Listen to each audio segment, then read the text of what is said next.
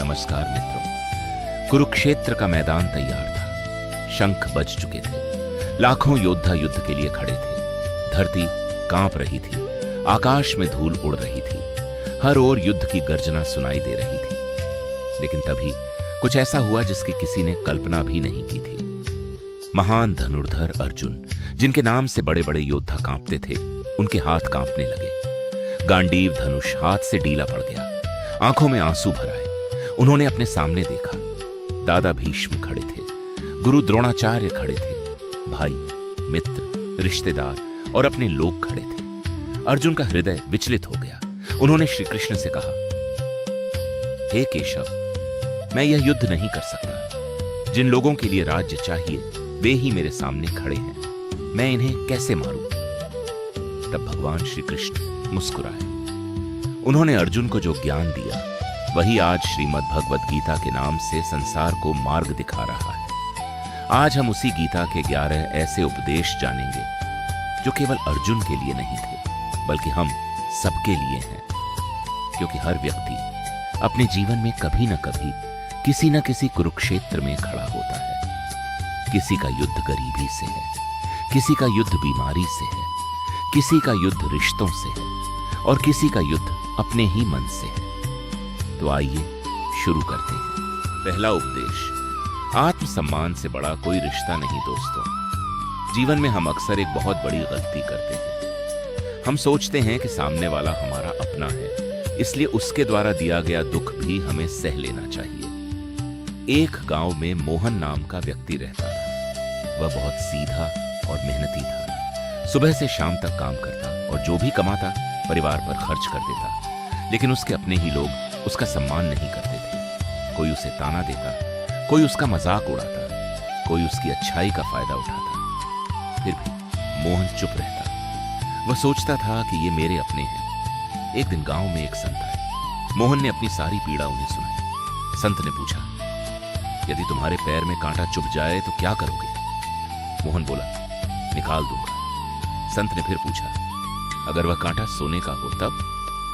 मोहन बोला, फिर भी निकाल दूंगा, क्योंकि दर्द तो देगा। संत मुस्कुराए और बोले, तो फिर उन लोगों को अपने जीवन में क्यों रखे हुए हो जो तुम्हें हर दिन दर्द देते हैं? उस दिन मोहन को समझ आया कि रिश्ते केवल खून से नहीं बनते, सम्मान से बनते हैं।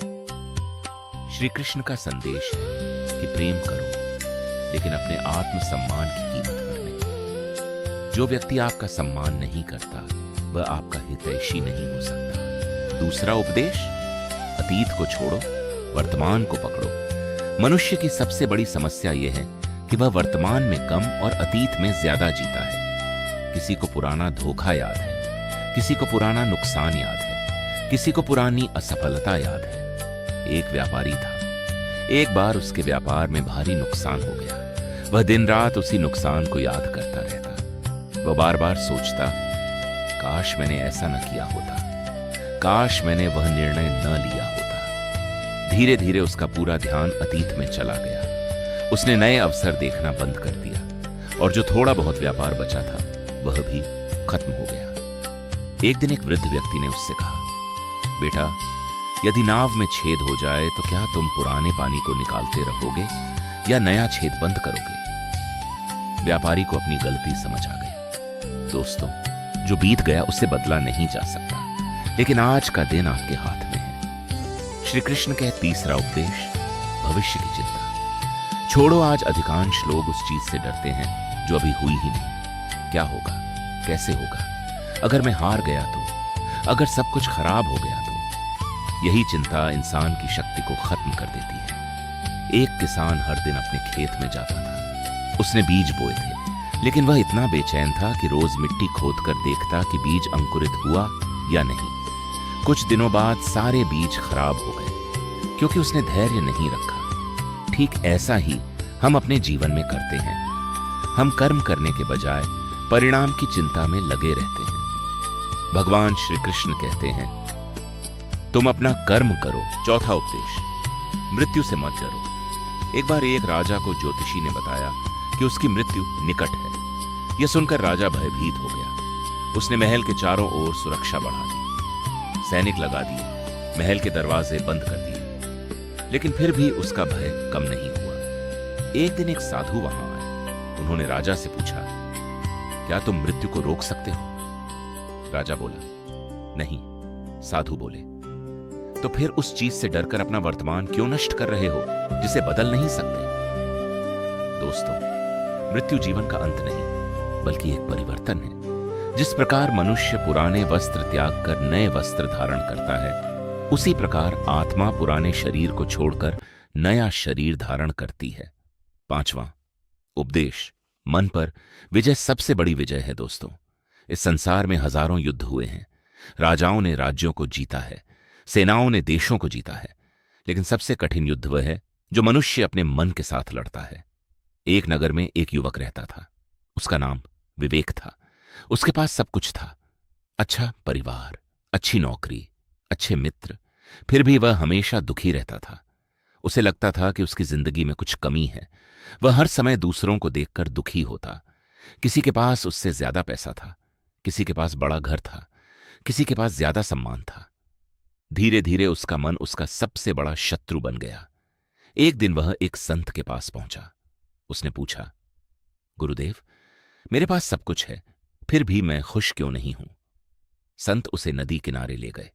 उन्होंने एक साफ पानी से भरा पात्र दिया, फिर उसमें एक मुट्ठी मिट्टी डाल दी। पानी गंदा हो गया। संत बोले, यह पात्र तुम्हारा मन है।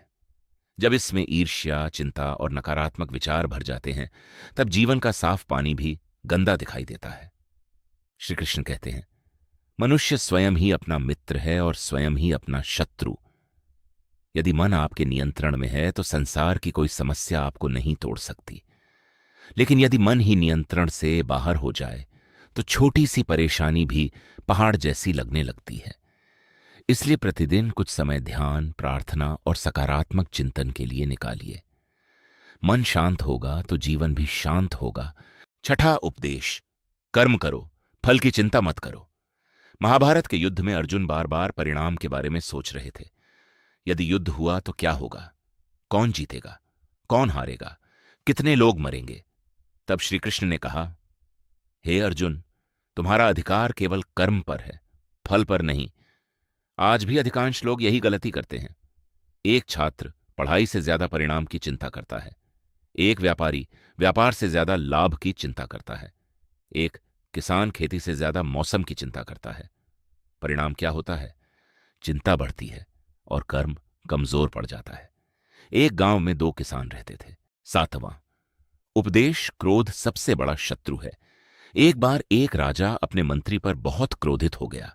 उसने बिना सोचे समझे मंत्री को राज्य से निकाल दिया। कुछ महीनों बाद राजा को पता चला कि मंत्री निर्दोष था, लेकिन तब तक बहुत देर हो चुकी थी। एक पल के क्रोध ने वर्षों की मित्रता समाप्त कर दी थी। दोस्तों, क्रोध ऐसा अग्नि है जो सबसे पहले उसी व्यक्ति को जलाती है जिसके भीतर वह पैदा होती है। श्री कृष्ण कहते हैं, क्रोध से मोह उत्पन्न होता है, मोह से स्मृति भ्रमित हो जाती है, और जब स्मृति भ्रमित हो जाती है तब बुद्धि नष्ट हो जाती है। कितने ही परिवार केवल गुस्से के कारण टूट जाते हैं। कितनी ही मित्रताएं केवल एक कठोर शब्द के कारण समाप्त हो जाती हैं। एक संत कहा करते थे, जब क्रोध आए तो बोलने से पहले 10 तक गिनो। यदि बहुत ज्यादा क्रोध आए तो 100 तक गिनो, क्योंकि गुस्से में लिया गया निर्णय अक्सर पछतावे का कारण बनता है। इसलिए जब भी क्रोध आए तुरंत प्रतिक्रिया मत दीजिए। कुछ देर शांत रहिए। याद रखिए, शांत व्यक्ति कमजोर नहीं होता, वह अपने मन का स्वामी होता है। 9वां उपदेश, धैर्य रखने वाला कभी हारता नहीं। दोस्तों, आज की दुनिया में हर व्यक्ति जल्दी सफलता चाहता है। लोग चाहते हैं कि आज मेहनत करें और कल परिणाम मिल जाए, लेकिन प्रकृति का नियम कुछ और है। एक बार एक छोटा बालक अपने दादाजी के साथ खेत में गया। उसने देखा कि दादाजी मिट्टी में बीज बो रहे हैं। बालक ने पूछा, दादाजी, ये बीज कब पेड़ बनेगा? दादाजी मुस्कुराए और बोले, बेटा, समय आने पर। कुछ दिनों बाद बालक फिर आया। पौधा अभी भी छोटा था। उसने कहा, यह इतना धीरे धीरे क्यों बढ़ रहा है? दादाजी ने उत्तर दिया, क्योंकि प्रकृति को जल्दबाजी पसंद नहीं। दोस्तों, बांस का पेड़ पहले कई वर्षों तक जमीन के अंदर अपनी जड़ें फैलाता है, ऊपर से देखने पर लगता है कि कुछ हो ही नहीं रहा, लेकिन जब उसकी जड़ें मजबूत हो जाती हैं तब वह बहुत तेजी से ऊपर बढ़ता है। जीवन भी ऐसा ही है। कई बार आपकी मेहनत का परिणाम तुरंत दिखाई नहीं देता। आप पढ़ाई करते हैं लेकिन सफलता नहीं मिलती। आप मेहनत करते हैं लेकिन पहचान नहीं मिलती। आप अच्छे कर्म करते हैं लेकिन लोग आपकी कद्र नहीं करते। ऐसे समय में अधिकांश लोग हार मान लेते हैं, लेकिन जो धैर्य रखता है वही अंत में जीतता है। श्री कृष्ण कहते हैं, समय से पहले और भाग्य से अधिक किसी को कुछ नहीं मिलता, इसलिए कभी भी अधीर मत बनिए। जो फल पकने से पहले तोड़ा जाता है उसका स्वाद। उपदेश स्वयं पर विश्वास रखो दोस्तों। संसार में सबसे बड़ी शक्ति क्या है? धन नहीं, पद नहीं, बल नहीं, सबसे बड़ी शक्ति है आत्मविश्वास। एक जंगल में एक शेर का बच्चा भेड़ों के झुंड में पल गया। वह खुद को भेड़ समझता था। भेड़ों की तरह चलता, भेड़ों की तरह डरता, भेड़ों की तरह आवाज निकालता। एक दिन जंगल का एक बूढ़ा शेर वहां आया। उसने उसे देखा और हैरान रह गया। वह उसे नदी किनारे ले गया। नदी के पानी में उसका चेहरा दिखाया, फिर कहा, देखो, तुम भेड़ नहीं हो, तुम शेर हो। पहली बार उस बच्चे को अपनी असली पहचान का एहसास हुआ। उसने दहाड़ लगाई और उसकी पूरी जिंदगी बदल गई। दोस्तों, हम में से अधिकांश लोग भी उसी शेर की तरह हैं। हम अपनी शक्ति को पहचान नहीं पाते। हम दूसरों की राय पर विश्वास कर लेते हैं। यदि लोग कह दें कि तुम नहीं कर सकते तो हम मान लेते हैं, लेकिन श्री कृष्ण कहते हैं, हर आत्मा में दिव्यता है। भगवान ने आपको किसी उद्देश्य से बनाया है। आपके अंदर ऐसी शक्तियां हैं जिनका आपको स्वयं भी अंदाजा नहीं। जब तक आप स्वयं पर विश्वास नहीं करेंगे तब तक दुनिया भी आप पर विश्वास नहीं करेगी। याद रखिए, असंभव केवल एक शब्द है, आत्मविश्वास उसे संभव बना देता है। 11वां उपदेश, भगवान पर भरोसा रखो। अब हम पहुंच चुके हैं उस अंतिम उपदेश पर जिसे बहुत लोग गीता का सार मानते हैं। दोस्तों, जीवन में ऐसे क्षण अवश्य आते हैं जब सब कुछ अंधकारमय लगने लगता है। चारों ओर समस्याएं दिखाई देती हैं, कोई रास्ता नजर नहीं आता। लोग साथ छोड़ देते हैं, अपने भी पराये लगने लगते हैं, और तब मनुष्य टूटने लगता है। एक गांव में एक वृद्ध किसान रहता था। एक वर्ष भयंकर सूखा पड़ा। उसकी सारी फसल नष्ट हो गई। लोग कहने लगे, अब इसका जीवन बर्बाद हो गया। लेकिन किसान हर सुबह भगवान का नाम लेता और मुस्कुराता रहता। लोगों ने पूछा, तुम परेशान क्यों नहीं हो? किसान बोला, मैं मेहनत कर सकता हूं, लेकिन वर्षा कराना मेरे हाथ में नहीं। मैं भगवान पर भरोसा रखता हूं। कुछ महीनों बाद अचानक अच्छी वर्षा हुई। अगली फसल इतनी शानदार हुई कि पिछले कई वर्षों का नुकसान पूरा हो गया। दोस्तों, इसका अर्थ यह नहीं कि हर समस्या तुरंत समाप्त हो जाएगी। इसका अर्थ यह है कि विश्वास आपको टूटने नहीं देता। जब पूरी दुनिया आपका साथ छोड़ दे तब भी भगवान आपके साथ होते हैं। कभी कभी भगवान आपकी इच्छा पूरी नहीं करते क्योंकि उनके पास आपके लिए उससे भी बेहतर योजना होती है। श्री कृष्ण कहते हैं, जो मेरी शरण में आता है मैं उसका कभी त्याग नहीं करता। इसलिए कठिन समय में घबराइए मत, प्रार्थना कीजिए, विश्वास रखिए और आगे बढ़ते रहिए। अंतिम भावुक निष्कर्ष मित्रों, कुरुक्षेत्र का युद्ध केवल मैदान में नहीं लड़ा गया था, वह अर्जुन के मन के भीतर भी लड़ा गया था। और सच कहें तो वही युद्ध आज हम सब अपने जीवन में लड़ रहे हैं। कभी हम आत्मसम्मान और रिश्तों के बीच फंस जाते हैं, कभी अतीत हमें परेशान करता है, कभी भविष्य की चिंता सताती है, कभी क्रोध हमें घेर लेता है, कभी लोभ हमें बेचैन कर देता है, कभी हम स्वयं पर विश्वास खो देते हैं। लेकिन गीता का ज्ञान हमें हर अंधकार से बाहर निकाल सकता है। याद रखिए, जो बीत गया उसे छोड़ दीजिए, जो आने वाला है उसकी चिंता मत कीजिए।